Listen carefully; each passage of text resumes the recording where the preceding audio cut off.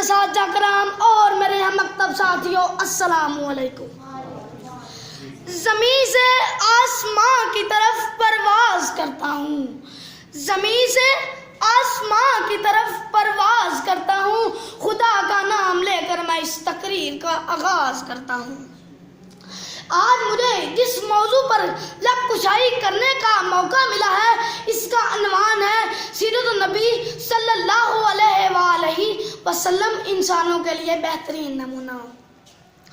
کنتو کنزن مخفین سر نہان مصطفیٰ، کنتو کنزن مخفین سر نہان مصطفیٰ، لفظ کن ہے افتتاح داستان مصطفیٰ۔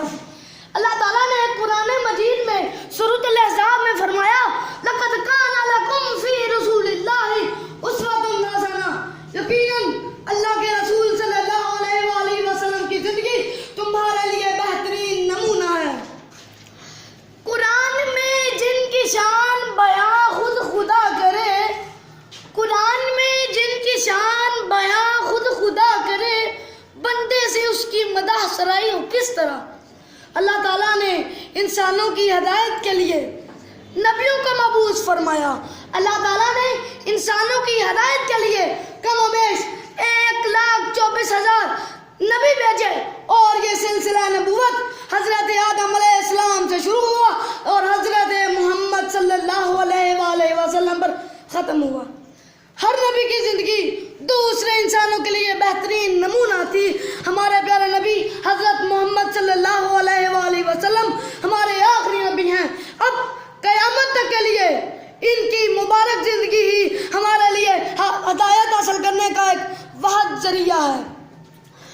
وہ نبیوں میں رحمت لقب پانے والا، وہ نبیوں میں رحمت لقب پانے والا، مرادیں غریبوں کی بھر لانے والا، مصیبت میں غیروں کے کام آنے والا، وہ اپنے پرائے کا غم کھانے والا۔ صدر ذی وقار سیرت النبی صلی اللہ علیہ وآلہ وسلم بھی ایک واحد راستہ ہے جس سے ہم زندگی کے تمام شعبوں اور گوشوں میں رہنمائی حاصل کر سکتے ہیں، خواہ اس شعبے کا تعلق معاشرتی زندگی سے ہو یا معاشی اقتصادی زندگی سے۔